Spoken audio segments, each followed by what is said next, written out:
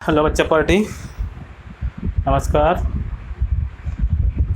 वैसे last video में आपने देखा था, हमने डिस्कस किया था वेक्टर्स का इंट्रोडक्शन। हम सभी बच्चों को कहना चाहता हूँ, सजेस्ट करना चाहता हूँ कि अगर आप नए व्यूअर हैं तो आप इस वीडियो को देखने से पहले पुराना वाला वीडियो ज़रूर देखिए, क्योंकि अगर आपने उसको मिस कर दिया तो ये समझ में नहीं आने वाला कि जितना वेक्टर्स का इंट्रोडक्शन था, बेसिक था, सब कुछ उसी में था। तो उसके बिना आप इसको नहीं कर पाओगे। तो आप जाइए 11th और 12th की दोनों की प्लेलिस्ट में वेक्टर का ये चैप्टर पहला वीडियो आपको मिल जाएगा। दूसरा वीडियो वेक्टर पे शायद आज से ख़त्म भी हो जाएगा। तो वेक्टर पे मैंने 2 वीडियो अपलोड करूँगा, एक तो पहला था, अब ये दूसरा। तो इसमें आपको स्पेशली जो बच्चे जेई या नीट के लिए पढ़ रहे हैं, उसमें उनको बच्चों को फिजिक्स हल करने के लिए वेक्टर से क्लियर होना चाहिए। ये मत सोचिए कि ये तो मैथ्स का सब्जेक्ट है, ऐसा नहीं है। अगर आप ऐसा सोचोगे तो फिजिक्स से क्वेश्चन कर ही नहीं पाओगे, विजुलाइजेशन आएगा ही नहीं। वेक्टर्स का क्या है, इलेक्ट्रोस्टैटिक्स में फोर्स कैसे हैं, मैग्नेटिक फील्ड डायरेक्शन क्या है, इलेक्ट्रिक फील्ड की डायरेक्शन क्या है, दुनिया भर की चीज़ें। अल्टरनेटिंग करंट में प्रॉब्लम आएगी, बहुत सारी प्रॉब्लम आने वाली। तो जब तक आपको ये दोनों वीडियो आप नहीं देखते तो आगे के लेक्चर्स भी समझने में दिक्कत आएगी, चाहे बच्चा 11th के हों चाहे 12th के बच्चे हों। 11th के बच्चों के लिए मैकेनिक्स पूरा वेक्टर पे बेस्ड है, ठीक है, तो वो आपको करना ज़रूरी है, ठीक है बेटा। और मैं ये भी बताना चाहता हूँ कि इस वीडियो के डिस्क्रिप्शन बॉक्स में आपको 2 लिंक मिल जाएंगी। एक है माइंड मैप के नाम से, जिसमें चैप्टर का पूरा कंक्लूजन एक आपको फिगर के थ्रू एक क्विक रिवीजन के लिए आपको उसमें जल्दी आपको मिल जाएगा। साथ में complete notes with competitive exams questions, जो क्वेश्चन पूछे गए हैं जेई या नीट में, उन क्वेश्चन भी हैं और कुछ उसी टाइप के कुछ एक्स्ट्रा क्वेश्चन भी। तो जो बच्चा करना चाहता है उसमें जाकर विजिट करे, उसको लिंक ओपन करके देखे, तो मेरे हिसाब से बहुत ज़्यादा हेल्पफुल होगा। तो उसमें आप जाओ और साथ में रेगुलर बेटा जो बोर्ड के बच्चे हैं लग जाओ। फिजिक्स में आपको लगता है बहुत डिफ़िकल्ट है, इतने बड़े डेरिवेशन है, इतना कुछ नहीं। अगर आपको मैथ्स पता है, चाहे वो बायो का बच्चा हो चाहे वो मैथ्स का हो, अगर बच्चे को बेसिक्स क्लियर है, बेसिक्स का मतलब मैथमेटिक्स जो फिजिक्स में यूज होने वाले, साथ में कॉन्सेप्ट तो आएंगे ही चैप्टर्स के, बट जो पहला फंडामेंटल है मैथमेटिक्स, अगर आपको मैथमेटिक्स क्लियर है तब दिक्कत आने वाली नहीं है। तो आपको वो सब चीज़ें क्लियर होनी चाहिए। उसी के लिए मैंने चैप्टर स्टार्ट करने से पहले क्लास 11th और 12th दोनों के लिए ये वेक्टर्स के वीडियो में उसमें डाल रहा हूँ, आप उसको देखो। इसके बाद आपको कुछ लगता है कुछ और भी मुझे इम्प्लीमेंट करना चाहिए तो आप उसमें कमेंट करो, सर इसमें ये भी होना चाहिए, या आपको लगता है ये समझ में नहीं आ रहा तो उसमें आप कमेंट सेक्शन में जाके कमेंट करो, मैं ज़रूर आपकी हेल्प करूँगा, ठीक है बेटा। तो इसमें देखो आज के लेक्चर में, जैसे लास्ट लेक्चर में हमने इसको डिस्कस नहीं किया क्योंकि लेक्चर बड़ा हो रहा था, इस वजह से मैंने इसको इसमें डाल दिया। और resolution of vectors, resultant of vectors more than 2 using resolution concept. इस कॉन्सेप्ट से आप प्रोडक्ट ऑफ वेक्टर कितने टाइप के होते हैं कैसे निकालोगे। एक पोजीशन वेक्टर है, बहुत ज़्यादा इंपॉर्टेंट तो नहीं, बट 11 के बच्चों के लिए मैकेनिक्स पॉइंट ऑफ व्यू से ठीक है, और आगे जो कंपटीशन के लिए कर रहे हैं उनके लिए भी इंपॉर्टेंट है, तो वो देखना जरूरी है, ठीक है बेटा। तो इसमें रिजोल्यूशन ऑफ वेक्टर, रिजोल्यूशन का मतलब रिजॉल्व करना, रिजॉल्व करना मतलब तोड़ना। कैसे तोड़ोगे किसी वेक्टर, ऐसे नहीं तोड़ देना, ऐसे इसको तोड़ नहीं देना, उसको कैसे आप अपने कन्वेंस के हिसाब से, अपने एप्लीकेशन पॉइंट ऑफ व्यू से कैसे उसको आप रिजॉल्व करोगे। जैसे कि मैंने बताया था orthogonal direction, 3 direction X Y Z, तो वही डायरेक्शन है, वही बेसिक चीज़ है, उन्हीं डायरेक्शन में इसको किसी वेक्टर को आपको ब्रेक करना है।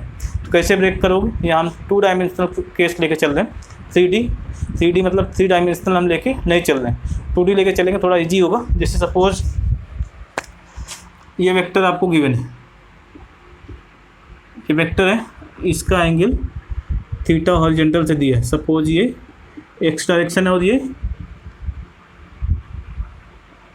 वाई डायरेक्शन है, ठीक है बेटा। तो इसको आप कैसे ब्रेक करोगे, यहाँ से क्या करोगे, परपेंडिकुलर ड्रा करोगे। इस डायरेक्शन में बताया था यूनिट वेक्टर आई कैप होता है, इस डायरेक्शन में जे कैप मैंने बताया था, ठीक है बेटा, याद होगा, लास्ट लेक्चर में जाकर देख लो जिसको नहीं पता है, ठीक है। अब इसको आप, ये 90 डिग्री है तो इसको आप यहाँ से ब्रेक करोगे। सपोज ओ है और ये ए है एंड दिस इज बी, ठीक है। तो क्या लिखोगे, cos theta is equal to, इस ट्राइंगल में सपोज सी है, triangle O A C, angle A is equal to 90 degree, angle A आपका 90 डिग्री है। तो cos theta is equal to क्या होगा, परपेंडिकुलर बेस अपॉन हाइपोटेन्यूज, तो बेस कितना बेटा ओ ए, हाइपोटेन्यूज ओ सी, ओ ए को आपको फाइंड आउट करना है, ओ सी कितना है मैग्नीट्यूड ऑफ ए, तो ये है आपका कॉस थीटा। तो यहाँ से आप ओ ए निकाल लोगे ए कॉस थीटा। सिमिलरली आप साइन थीटा अप्लाई करोगे, बेसिक कॉन्सेप्ट है ट्रिग्नोमेट्री के, sine theta is equal to perpendicular upon hypotenuse, तो C A upon O C, that means C A आपको फाइंड आउट करना है और ओ सी आपका ए ही रहेगा, तो सी ए की वैल्यू आ जाएगी ए साइन थीटा। ठीक है बेटा, तो यहाँ सी ए वैल्यू जो आई परपेंडिकुलर इस वेक्टर की, ये आई ए साइन थीटा और ये वैल्यू आई ए कॉस थीटा। ठीक है बेटा, ये दो वैल्यू है। तो आप जो वेक्टर ए है उसको आप लिख सकते हो A cos theta, A cos theta क्या है ये वाला, this plus this is equal to this. ठीक है, तो इसको ऐड करना है प्लस इसको ऐड करना है। ये किस डायरेक्शन में है, एक्स डायरेक्शन में, इधर यूनिट वेक्टर क्या है आई। ये जो ए कॉस थीटा आया ये मैग्नीट्यूड हो गया और आई कैप इसकी डायरेक्शन हो गई। ठीक है बेटा, प्लस दूसरा वेक्टर है ए साइन थीटा, मैग्नीट्यूड हो गया और इसकी डायरेक्शन क्या है बेटा जे कैप। ठीक है, तो जे कैप हो गया। तो ये आपने एक वेक्टर को इस टाइप से तोड़ दिया। इस टाइप से आपके पास अगर नंबर ऑफ़ वेक्टर्स हैं 2 3 4 5 6 सभी को आप रिजॉल्व कर सकते हो इन एक्स एंड वाई डायरेक्शन। अगर वो 2 डायमेंशनल है, अगर 3 डायमेंशनल है तो आपको उसको 3D में रिजॉल्व करना पड़ेगा, बट मोस्टली प्रॉब्लम आपकी 2D में आती है और 3D में आती भी है तो बहुत बेसिक आता है, उसमें आपको डायरेक्ट भी अप्लाई कर सकते हो कॉन्सेप्ट के बेस पे। कुछ ज़्यादा इस टाइप से रिजोल्यूशन आपको उसमें सीखने की जरूरत नहीं है, उसमें कुछ मैथमेटिकल कॉन्सेप्ट आएंगे, कोसाइन वगैरह ये सब पता होना चाहिए, वो मैथ्स में आगे मैं 11th या 12th में जब भी आएगा वेक्टर्स में उसको मैं डिस्कस करूँगा। ठीक है बेटा, तो ये है वेक्टर ए का रिप्रेजेंटेशन जब आपने ब्रेक कर दिया। अब इसका अगर मैग्नीट्यूड निकालना चाहते हैं देन ए इज़ व्हाट, वैसे तो हम कह दें जो आई का कोफिशिएंट है, जो वाई का जे का कोफिशिएंट है, इनको स्क्वायर करके ऐड कर दो हो जाएगा। बट ये क्यों हम करते हैं, क्योंकि ए इज इक्वल टू क्या है ओ सी। ठीक है, अगर आप देखोगे इस डायग्राम में वेक्टर ए क्या है ओ सी है, तो ओ सी क्या है इस राइट एंगल ट्रायंगल में हाइपोटेन्यूज है, तो आप लिखोगे O C square as per Pythagoras theorem is equal to O A square plus A C square. ठीक है बेटा, O C square is what magnitude of A का square plus is equal to O A square, ये बेटा A cos theta है, capital A है A cos theta और ये ए साइन थीटा। ठीक है, तो यहाँ पे हम लिखेंगे ए कॉस थीटा का होल स्क्वायर और ए सी स्क्वायर क्या है A sine theta, A sine theta का होल स्क्वायर। ठीक है बेटा, ए कॉस थीटा का whole square plus A sine theta का होल स्क्वायर, तो आप लिखोगे A square cos square theta plus A square sine square theta. तो यहाँ से मैग्नीट्यूड आपको ए का मिल जाएगा स्क्वायर, तो मैग्नीट्यूड ऑफ ए का square is equal to A square common ले लो cos square theta plus sine square theta. ये बेटा आइडेंटिटी से कितना हो जाता है, ये 1 हो जाता है। ट्रिग्नोमेट्रिक आइडेंटिटी से आप क्लास 10th में खूब पढ़े होंगे। ठीक है, तो यहाँ पे A square is equal to A square या A magnitude of A is equal to A, तो यही तो था, ये जो था इसका मैग्नीट्यूड हमें ए के इक्वल होना चाहिए, तो ए के इक्वल आ गया, तो इसको आपने क्या किया रिजॉल्व किया एक्स और वाई डायरेक्शन। ठीक है, तो ये तो रिजोल्यूशन ऑफ वेक्टर था। इसी के बेस पे हम एक प्रॉब्लम करेंगे resultant of vector more than 2 vectors using resolution concept. ठीक है बेटा, प्रॉब्लम कर लो तो ये कॉन्सेप्ट समझ में आ जाएगा, देख लो।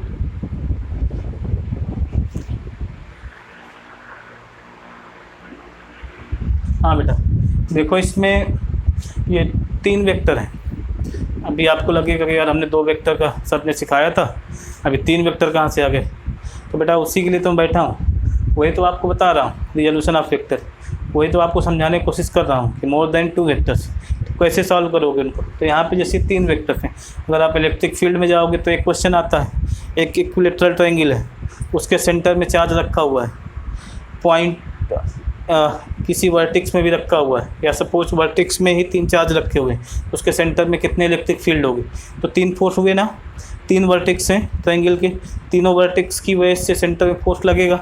जब 3 वेक्टर्स आ जाएंगे तो उनका रिजल्टेंट निकालना आना चाहिए, अगर 2 का आता है तो नहीं कर पाओगे। ये क्वेश्चन बहुत कॉमन है और पूछा भी जाता है, चाहे बोर्ड एग्जाम हो चाहे आपके स्कूल एग्जाम में। तो ये पूछा जाता है।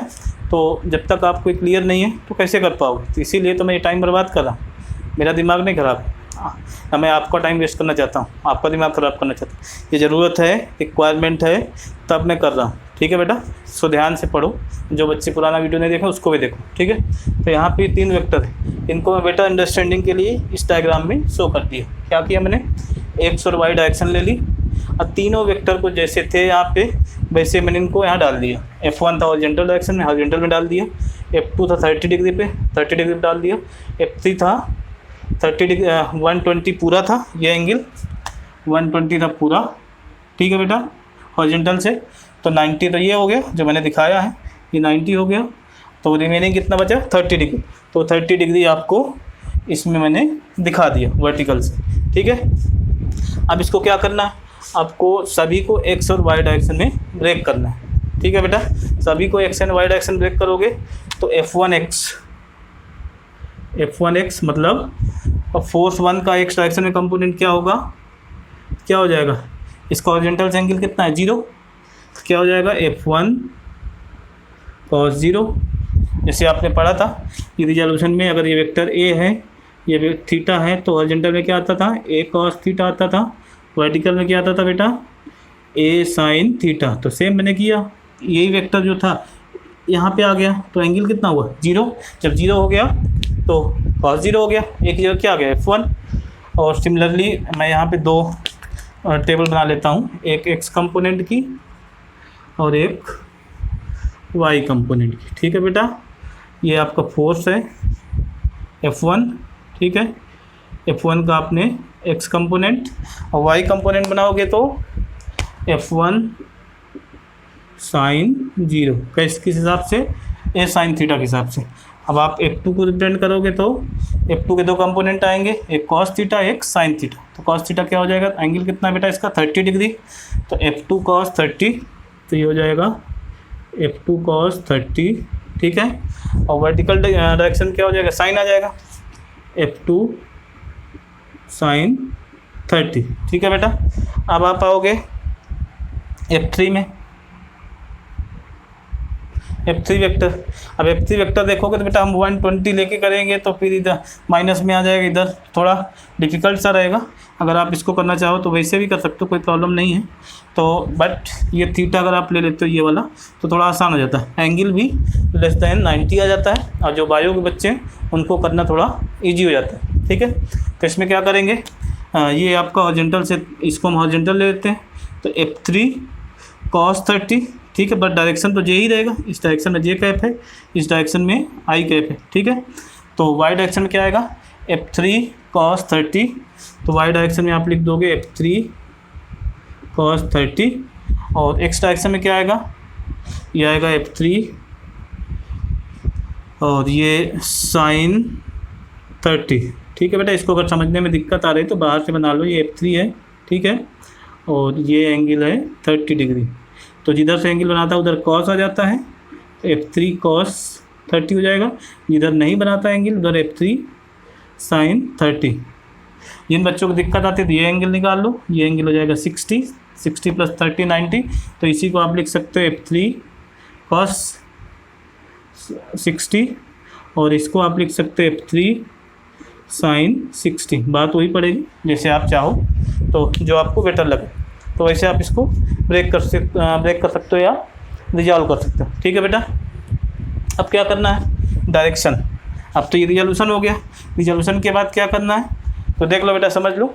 इसके बाद हमको एक्स डायरेक्शन के कंपोनेंट निकालने, वाई डायरेक्शन कंपोनेंट निकालने। ठीक है बेटा, तो क्या करेंगे, आप लिखोगे फोर्सेज इन एक्स डायरेक्शन। तो उसको क्या लिखते हैं बेटा, ये खतरनाक सा सिंबल है सिग्मा।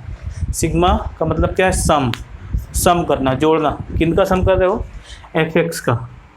Fx का मीनिंग क्या है, फोर्स इन एक्स डायरेक्शन। ठीक है बेटा, तो इसको आप लिखोगे ये एक्स डायरेक्शन में, इसमें आप लिख सकते हो साथ में ये ब्रैकेट लगा के डायरेक्शन भी आप डाल सकते हो। ठीक है, देखो F1 cos 0 ये डायरेक्शन एक्स में है तो आई कैप आ जाएगा, F2 cos 30 ये भी आई आ जाएगा, F3 sin 30 ये वाला कंपोनेंट बेटा इधर आ रहा है, तो ये -x में है तो ये आपका -x है, तो यहाँ पे माइनस आई आ जाएगा, एंटी पैरेलल वाला कॉन्सेप्ट जो हमने लास्ट लेक्चर में किया था, इसलिए बोल रहा हूँ जो नए हैं वो लास्ट लेक्चर जरूर देखें। अब यहाँ पे हम वाई डायरेक्शन में जाएंगे तो ये सभी वाई पॉजिटिव हैं, तो सभी में सिंपली जे कैप ये आ जाएगा। ठीक है, अब आप एक्स वाले सबराइट कर लो एक साथ, क्या हो जाएगा F1 cos 0 आई कैप प्लस F2 cos 30 आई कैप, F2 cos 30 आई कैप प्लस F3 sin 30, या इसको माइनस कर दो क्योंकि माइनस है, F3 sin 30 आई कैप। अब सबकी वैल्यू पुट कर दो तो सिग्मा एफ एक्स आ जाएगा, sigma F X is equal to, value put करोगे बेटा तो क्या हो जाएगा, cos 0 की वैल्यू 1 होती है, तो यहाँ पे F1 कितना है 5 न्यूटन है, तो 5 × 1 आई कैप प्लस F2 कितना बेटा 10 है, cos 30 होता है √3/2 आई कैप। ठीक है, cos 30 की वैल्यू माइनस F3 है 10 × sin 30 1/2 आई कैप। इसको और सिंप्लीफाई करोगे तो sigma F X is equal to 5 I cap plus 5√3 I cap minus 5 I cap, ये कैंसिल आउट हो जाएगा, तो फाइनल जो आएगा sigma F X is equal to 5√3 I cap. तो ये सिग्मा एफ एक्स आया। ठीक है बेटा, सिमिलरली आप सिग्मा एफ वाई डायरेक्शन के भी कंपोनेंट निकाल सकते हो। ठीक है, तो देख लो वाई डायरेक्शन के लिए कैसे निकालेंगे, वो भी इसमें ऐसे ही करना है।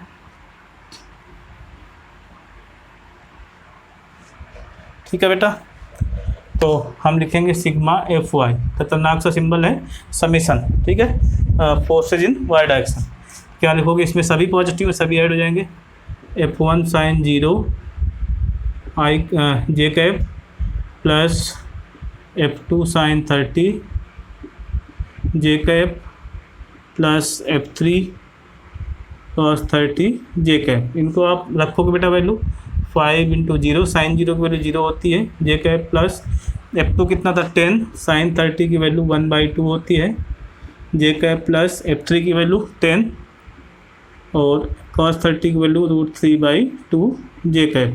ये हो जाएगा 5, ये भी हो जाएगा 5। तो आप इसको सॉल्व करोगे sigma F Y is equal to 0 plus 5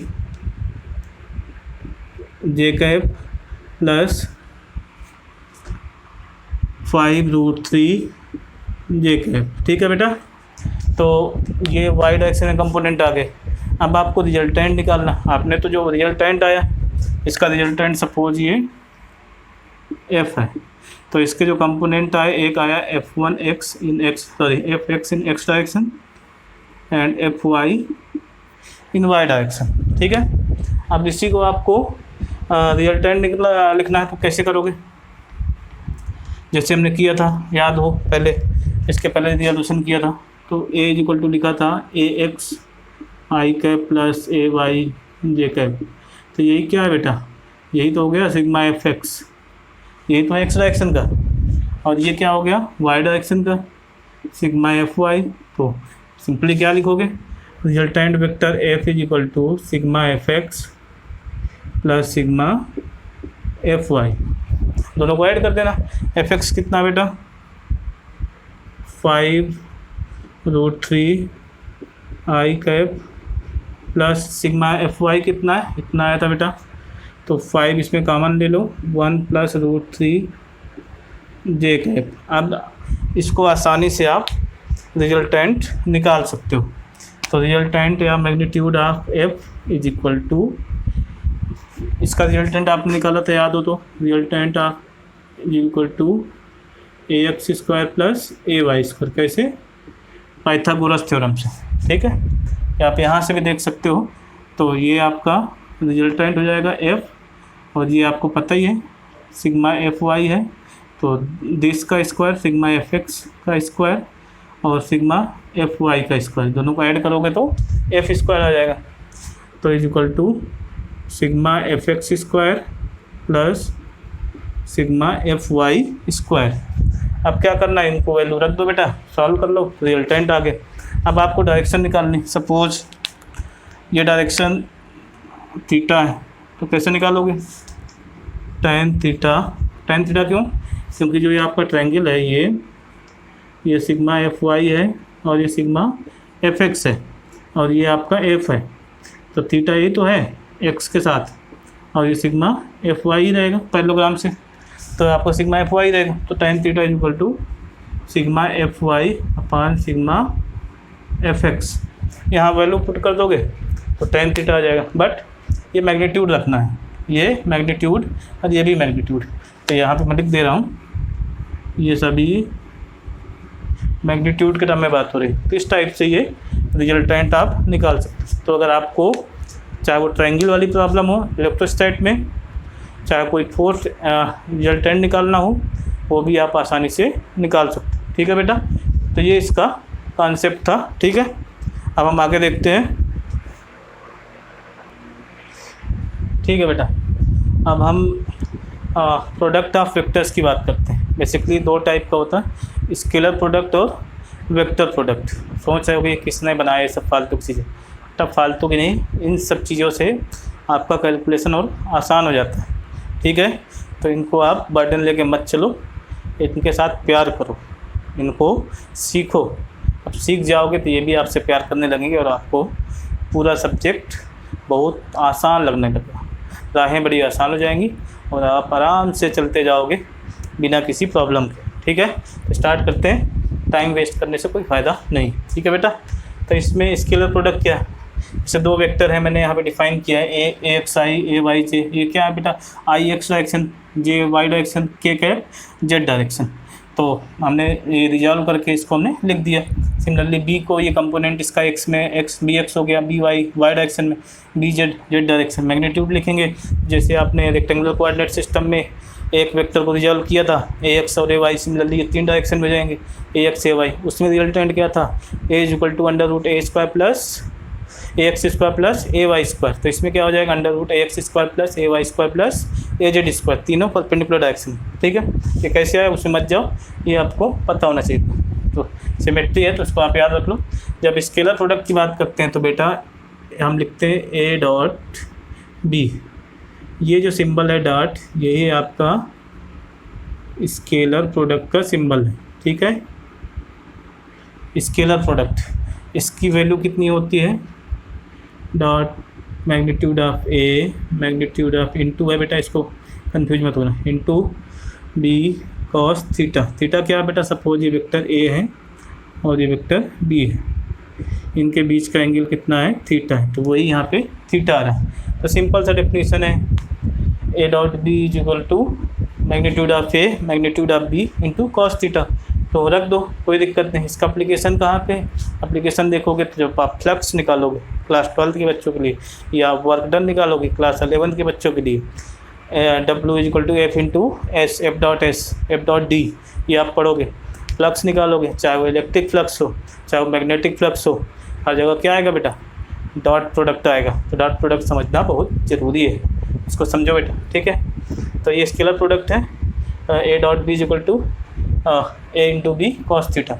और अगर हम इसकी बात करें अपने क्वेश्चन में, इसको लेके करें, तो आप लिखोगे A dot B is equal to, A लिखो आप बेटा, A X I cap plus A Y J cap plus A Z K cap dot B X I cap plus B Y J cap plus B Z K cap. ये तो ए और B की value उन्हें put कर दे। अब एक एक करके मल्टीप्लाई कर लो। अब ये याद रखना कि I dot I is equal to, I का मैग्नीट्यूड कितना होगा बेटा? 1, क्योंकि ये यूनिट वेक्टर है। तो 1 इंटू 1, आई का भी मैग्नीट्यूड 1 होगा। और सेम वेक्टर के बीच का एंगल कितना होता है? 0। यही सेम वेक्टर है, 0 हो जाएगा। कितना आएगा? 1। सिमिलरली आप जे डॉट जे करोगे तो इसमें भी 1 इंटू 1 कॉस 0, ये भी 1 आएगा। तो सिमिलरली के वाला भी आ जाएगा, K cap dot K cap is equal to 1 into 1 cos 0 is equal to 1। Similar का था, ये वाला केस था सिमिलर का मतलब आई जे के डी सिमिलर। ठीक है बेटा, डी सिमिलर में क्या होगा? तो इसमें क्या होगा? आई डॉट जे कैप तो 1 इंटू 1। अब आई डॉट जे कैप के बीच में कितना एंगल, सभी के बीच में कितना बेटा 90 डिग्री, यहाँ भी है 90, यहाँ भी 90, यहाँ भी, तो कॉस 90 कितना हो जाएगा 0। Similarly I dot K cap I dot K cap ये भी हो जाएगा 1 into 1 cos 90 is equal to 0। तो इस टाइप से सभी डिसिमिलर कितना हो जाएंगे 0।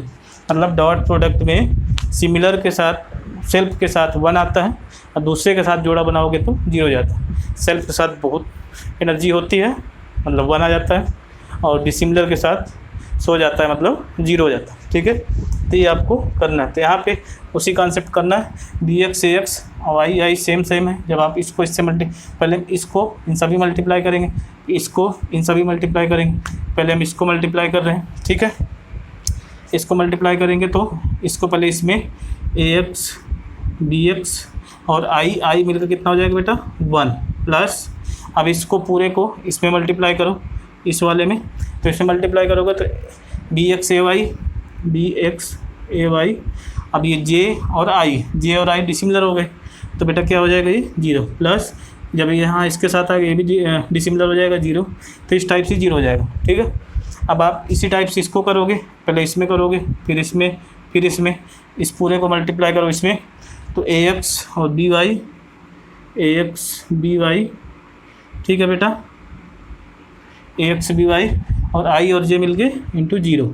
सिमिलरली आप इसको करोगे तो 1 हो जाएगा, A Y B Y into 1 plus, अब इसको आप इसमें लाओगे तो A Z B Y into 0, क्योंकि ये डिसिमिलर हो गए।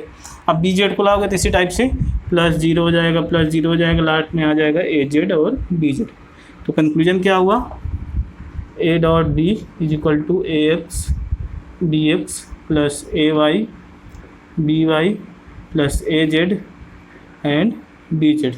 तो ये बेटा कंक्लूजन है जो आपको पता होना चाहिए। ठीक है, सिमिलर के साथ 1, डिसिमिलर के साथ 0, ये आपको याद रखना, या तो ये कॉन्सेप्ट रखो दिमाग में। ठीक है, ये तो स्केलर प्रोडक्ट के बारे में था। अब हम क्रॉस प्रोडक्ट में आते हैं। ठीक है बेटा, अब देख लो क्रॉस प्रोडक्ट में यही वेक्टर्स लेके चलेंगे हम।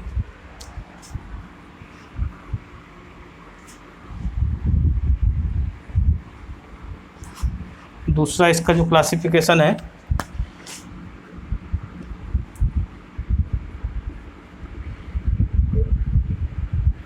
वेक्टर प्रोडक्ट, या इसी को बेटा हम क्रॉस प्रोडक्ट भी बोलते हैं। ये कहाँ यूज होगा बेटा, ये यूज होने वाला है, कहाँ यूज होगा बताओ कहाँ यूज होगा।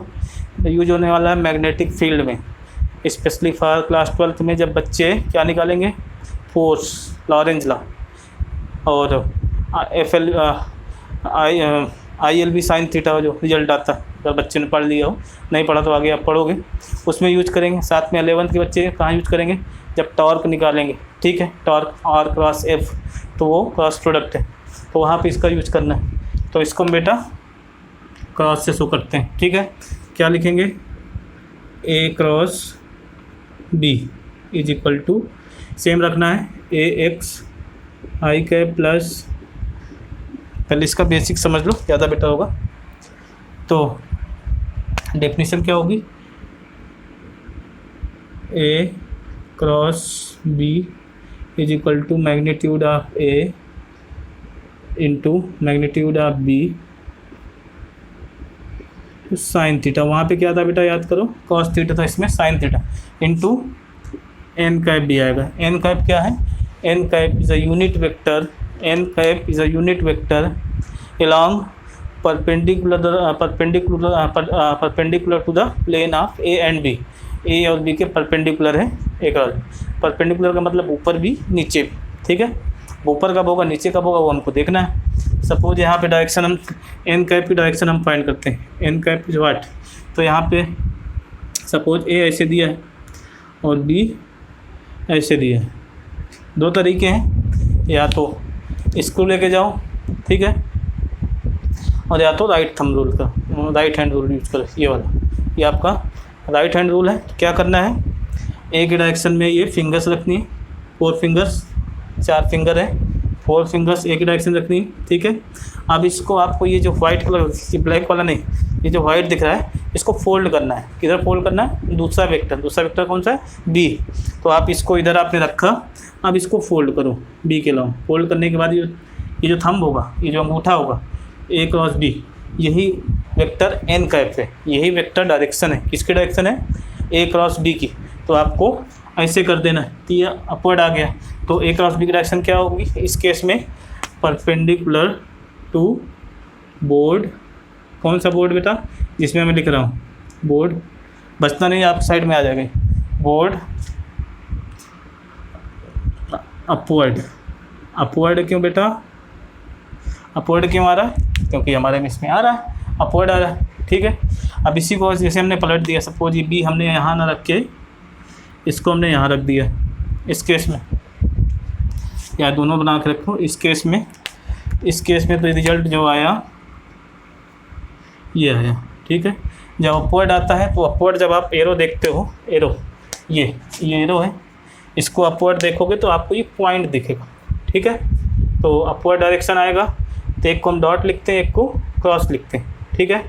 तो उस केस में, और ये यहाँ पे इस टाइप से होता है एरो, तो यहाँ पे हम लिखते हैं अपवर्ड डायरेक्शन में पॉइंट हो जाएगा, और यहाँ पे डाउनवर्ड में हम क्रॉस लिख रहे हैं। क्यों लिख रहे हैं उसको देख लो।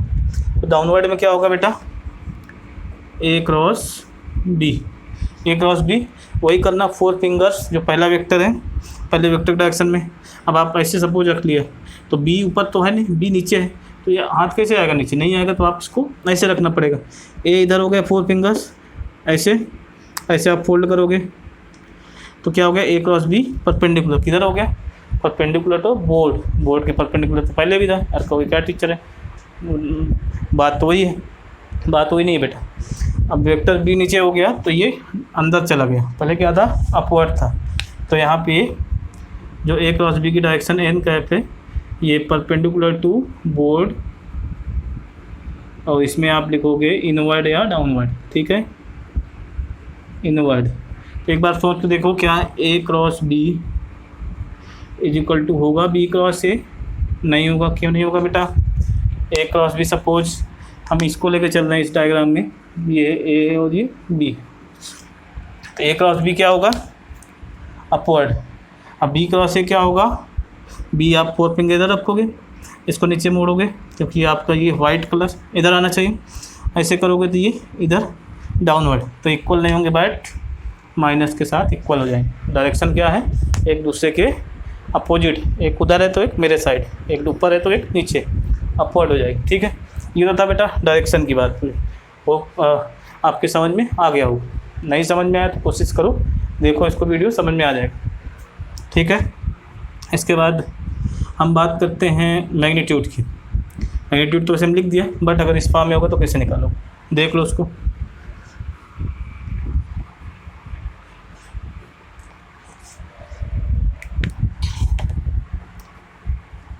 क्या करना बेटा? ए क्रॉस बी, इसको हम बोलते हैं डिटर्मिनेंट। डिटर्मिनेंट एक बड़ा सा होता है हथियार, मैथ्स वाले अच्छे से जानेंगे बट बायो वाले परेशान हो जाएंगे, ठीक है। क्या लिखते हैं? I cap I cap, J cap and K cap, I J K, ठीक है बेटा। इसके बाद जो ए का कंपोनेंट होता है यहाँ लिखेंगे ए एक्स आई का एक, हाँ एक्स डायरेक्शन वाला आई के नीचे, वाई डायरेक्शन वाला जे के नीचे, और जेड डायरेक्शन वाला के नीचे ए जेड, और ये बी एक्स और बी वाई और बी जेड, ठीक है बेटा। अब ए क्रॉस बी निकालोगे तो तरीका देख लो। ए क्रॉस बी क्या करेंगे बेटा? ये देखेंगे, इसको हम बोलेंगे row number 1, row number 2 and row number 3। इसको बोलेंगे कॉलम नंबर 1, किसको बेटा? इसको, ठीक है। ये या ऐसे भी लिख सकते हो C1 C2 C3, ठीक है। तो क्या करेंगे हम देखेंगे, यहाँ से पहले कॉलम के, इसका ये डिटर्मिनेंट है, इसको हम एक्सपेंशन इसके लॉन्ग करेंगे, फर्स्ट रो के लॉन्ग। तो पहले लिखो आई कैप। आई कैप पे देखो पहले इसकी पोजीशन क्या है? पहली रो पहला कॉलम, तो 1 + 1 कितना आ गया बेटा? 2। इवन नंबर आ गया, इवन आ गया तो प्लस रखेंगे, ऑड आ गया सपोज ये 3 आ जाता तो माइनस कर देते। तो इवन के लिए हम प्लस यूज करेंगे और ऑड के लिए यूज करेंगे माइनस। तो आपको लोकेशन देखनी है, आई वाला है तो आई फर्स्ट रो फर्स्ट कॉलम, तो 1 + 1 2 आ गया, तो इसलिए आई पॉजिटिव आया। अब ब्रैकेट में क्या करना है, ब्रैकेट लिखो, जो आपने यूज किया उसके रिस्पेक्ट में कॉलम, ये कॉलम कैंसिल कर दो, ठीक है, और ये रो कैंसिल कर दो और ये कॉलम कैंसिल। बचा क्या, ये बॉक्स बचा, और ये बॉक्स बचा तो इसमें इसको इसके साथ मल्टीप्लाई कर दो, इसको इसके साथ मल्टीप्लाई कर दो, माइनस के साथ रख दो, AY BZ, ये इसको मल्टीप्लाई किया, माइनस BY AZ, ठीक है, ये आई हो गया। ठीक है बेटा, अब इसको मैं हटा देता हूँ क्योंकि इसका काम तो हो गया। अब हम दूसरे में आएंगे तो दूसरा खींचेंगे, ठीक है। अभी इसका यहीं तक था तो इसको यूज कर लिए भाई, उसके यूज करके दुनिया यही करती है, यूज करके भूल जाते हैं, ठीक है। और अब हम आएंगे किसमें, जे वाले में। अब जे को देखो बेटा, first row second column, first 1 + 2, first row second column कितना आ गया, 3 आया। 3 के लिए क्या यूज करेंगे, ऑड आ गया, ऑड के लिए माइनस, तो यूज करेंगे माइनस और जे कैप रखेंगे। अब क्या करेंगे, इसको कैंसिल कर देंगे और इसको कैंसिल कर देंगे। अब क्या बचता है, अब ये बचता है, ये और ये और ये, तो इसके साथ इसको मल्टीप्लाई करेंगे, इसके साथ इसको मल्टीप्लाई करेंगे, ठीक है। क्या करेंगे, AX BZ minus BX AZ, ठीक है। अब लास्ट में बचा एक के कैप क्या होगा, ये मैग्नीट्यूड निकालना, ठीक है, क्रॉस B निकालना, प्लस के कैप बचा, के कैप बचता है। तो अब इसका यूज हो गया बेटा, तो इसको भी हमको छोड़ना पड़ेगा, ये तो ह्यूमन टेंडेंसी है बेटा, ये करना ही पड़ता है। कब तक साथ रखो उसे, कभी ना कभी तो अलग होना ही है, तो वही हम भी कर रहे हैं भाई, ठीक है, कोई बात नहीं, अलग हो लेते हैं। अब के कैप वाले में आ जाओ। के कैप की पोजीशन क्या है बेटा, ये first row third column C3 and first, 3 + 1 + 3 कितना आ गया बेटा, 4 कैसा नंबर है, इवन नंबर में क्या आएगा, प्लस आएगा, इसलिए हमने यहाँ यूज़ किया प्लस के कैप। अब इसको भी हम ऐसे करेंगे, ठीक है, बेटर होगा इसको ऐसे करो। अब आपके पास बचता है ये बॉक्स, इस बॉक्स को क्या करना है, AX BY, वही जो पहले करते थे, इसको और इसको AX BY, तो इसमें आप लिखोगे AX BY minus BX AY, ठीक है बेटा। तो इसका क्रॉस प्रोडक्ट हो जाएगा इन फॉर्म ऑफ वेक्टर। अब इसका मैग्नीट्यूड निकालना है, तो ये तो आई का कोएफिशिएंट हो गया, जे का कोएफिशिएंट हो गया और ये के का, तो ये आपको याद हो ये वाला, तो आई के कोएफिशिएंट का स्क्वायर, जे के कोएफिशिएंट का स्क्वायर और के कोएफिशिएंट का स्क्वायर करके ऐड कर दो, अंडर रूट ले लो, तो इसका मैग्नीट्यूड आ जाएगा, ठीक है। तो ये उसका बेटा A क्रॉस B का, ठीक है। इसी के बारे में एक लूप बनता है, लूप कैसे बनता है उसको देख लो। लूप क्या है,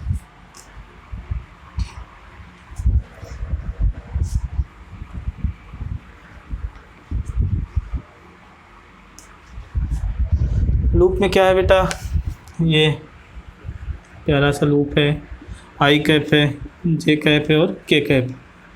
बेसिकली अगर आप उसको डिटर्मिनेंट से नहीं निकालते तो इस मेथड से, लूप वाले मेथड से निकालते, तब कैसे करते। तो इसमें हम क्या करते हैं, सपोज आई क्रॉस जे, आई के बाद क्या आ रहा है, जे आ रहा है, आई के बाद जे आ रहा है, तो आगे क्या आएगा, के आएगा, तो ठीक है रख दो के आगे, कोई दिक्कत नहीं। तो आई क्रॉस जे किसकी इक्वल होगा, के कैप की इक्वल। अब हम इधर आते हैं, जे क्रॉस के कैप, जे के बाद क्या आया, के बाद क्या आ जाएगा, आई आ जाएगा, रख दो, कोई दिक्कत नहीं। अब सपोज के क्रॉस आई, के बाद आई आया, तब भी क्या आ जाएगा, जे आई, रख। अरे सोच रहे हो क्या है यार, वो तो आ ही रहा हो, रख दो, ऐसा नहीं। ये तो 3 के लिए तो ठीक है, दूसरा हम उल्टा चलते हैं। अब अगर हम, ये तो सीक्वेंस में था तो ठीक था। अब हम सीक्वेंस नहीं बनता सपोज, तब क्या करेंगे, जैसे के कैप क्रॉस जे कैप, के कैप के बाद तो आई आना चाहिए, बट उल्टा आ गया, के कैप क्रॉस जे कैप, तो जो बच रहा है आई उसको माइनस के साथ रख देंगे कि भाई तो उल्टा जा रहा है, तो माइनस आई कैप, ठीक है। इसी टाइप से आई और के को कर सकते हो, I cap cross K cap, तो ये भी उल्टा चल रहा हो, इसमें भी minus J cap. Similarly J और आई को कर सकते हो, J cross I cap is equal to J और आई, ये के बचा तो माइनस कर दो के कैप, और सिमिलरली जे और के को कर सकते हो, के और जे को, तो K cap cross J cap is equal to minus I cap. आप यहाँ से भी पता लगा सकते हो, देखो के और आई कितना बेटा, जे, के और आई जे है, के के बाद आई, जैसे हमने किया था A cross B is equal to हमने लिखा था माइनस बी क्रॉस ए, ठीक है बेटा। तो यहाँ पे ए और बी, ए हमने इसको मान लिया और बी इसको मान लिया, के और आई जे, तो आई और के क्या होगा, आई और के देखो कहाँ, आई और के माइनस जे हो गया, तभी तो माइनस है, J is equal to minus J, A cross B is equal to minus B cross A, तो ये माइनस हो गया, ठीक है। तो इसको आप कर सकते हो, तो ये है कॉन्सेप्ट इसका, इसको जो हमने बताया इसमें आप लगा सकते हो। मैं एक करके दिखा दे रहा हूँ, ज़्यादा नहीं लंबा हो रहा लेक्चर, इसको करके ख़त्म करते हैं।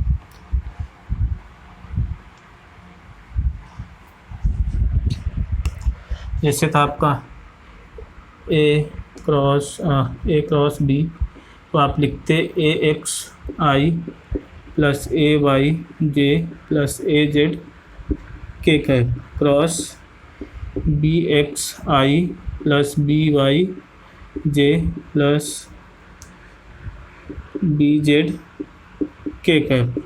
अब हम क्या करते हैं, इसको पहले इन सभी में मल्टीप्लाई करेंगे, तो मैं एक को कर दे रहा हूँ, ए एक्स बी एक्स, इसको आपने इसमें किया आई क्रॉस जे, ठीक है, प्लस इसको आप इसमें करो ए वाई बी एक्स। आप ध्यान रखना कि इसको इससे कर रहे हो तो ये पहले आएगा ये बाद में आएगा, तो ए एक्स बी वाई और जे कैप इंटू आई कैप, प्लस इसको आप इसमें करोगे तो ए जेड बी एक्स, पहले के आएगा बाद में आई आएगा, तो K cap cross I cap, ठीक है बेटा।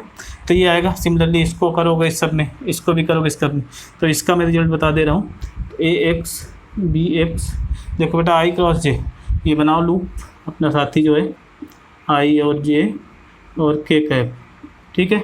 इसको आप करोगे तो आई क्रॉस जे ये हो जाएगा के कैप हो गया, और सिमिलरली ये तो वही रहेगा, plus A Y B x, इसका जे क्रॉस आई, तो जे क्रॉस आई उल्टा हो गया, तो माइनस के cap plus A Z B Z तो वही रहेगा, ए जेड बी एक्स के क्रॉस आई, ठीक है बेटा। तो के क्रॉस आई तो सीक्वेंस में ये, तो जे कैप आ जाएगा, तो सिमिलरली आप तीनों को भी आप निकाल सकते हो, ठीक है बेटा। अब देखते हैं लास्ट में पोजीशन वेक्टर।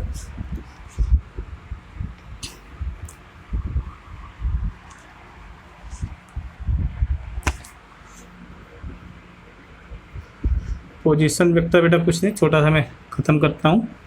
ये जैसे सपोज कोऑर्डिनेट सिस्टम है, ये रेफरेंस पॉइंट है और एक्स वाई जेड कोई पॉइंट पी है, तो जैसे आप कोऑर्डिनेट ज्योमेट्री में पढ़े थे एक्स वाई कोऑर्डिनेट था, अगर तीसरा भी होगा तो जेड भी आ जाएगा, एक्स वाई जेड कोऑर्डिनेट होंगे। अब इसको आप ज्वाइन करोगे यहाँ से, ठीक है, तो आप लिखोगे वेक्टर ओ पी, अगर आप इसको वेक्टर बता रहे हो तो ये पोजीशन वेक्टर, इसका जो ओ पी क्या होगा, इसको बोलोगे position vector of P, position vector of P, क्या लिखोगे, O P is equal to X I cap, X वाला वेक्टर के साथ आई आ गया, Y J cap plus Z K cap, इधर आई कैप जे कैप और के कैप, ठीक है। सिमिलरली आर को भी लिख सकते हो और ये पी आर भी फाइंड कर सकते हो, ये कूलम्ब्स लॉ में यूज होने वाला है, ठीक है। और ओ है सपोज ये, सिमिलरली ओ आर भी आप लिख सकते हो कुछ, अगर इसके कोऑर्डिनेट एक्स डैश है plus Y dash, Y dash का मत जेड डैश, ठीक है। क्या लिखोगे आप, X dash I cap plus Y dash K cap plus Z dash K cap, ठीक है। अब आपको सपोज पी आर निकालना है, कैसे करोगे, O P plus P R, आप लिखोगे O P plus P R, क्या यूज किया हमने, O P plus P R is equal to resultant triangle of method, this plus this, क्या किया हमने, this vector plus this vector is equal to ये resultant, तो ये हो गया आर, ये हो गया ए और ये हो गया B, A plus B is equal to R, तो ए क्या है ओ पी और बी क्या है पी आर है, रिजल्टेंट क्या है ओ आर, ठीक है। तो यहाँ से पी आर आप फाइंड कर सकते हो, P R is equal to nothing but O R minus O P, ठीक है। तो पी आर, तो पहले आर आएगा फिर इसके बाद पी आएगा, ओ आर में से ओ पी माइनस कर देना। तो बेटा जो भी वेक्टर्स के बारे में था मैंने ब्रीफ में कवर करने की कोशिश की। आई होप आपको अच्छा लगा होगा। अच्छा लगा हो तो वीडियो को लाइक करो, इसको शेयर कर दो। टाइम बहुत ज़्यादा हो रहा है तो मैं अब इसको ज़्यादा नहीं खींचूँगा, ठीक है बेटा। अब मेरे साथ बने रहो। लेटेस्ट अपडेटेड वीडियो के लिए सब्सक्राइब कर लो चैनल को, आपको टाइमली नोटिफिकेशन मिलता रहे, ठीक है बेटा। मिलते हैं, नमस्कार, थैंक यू, टेक केयर।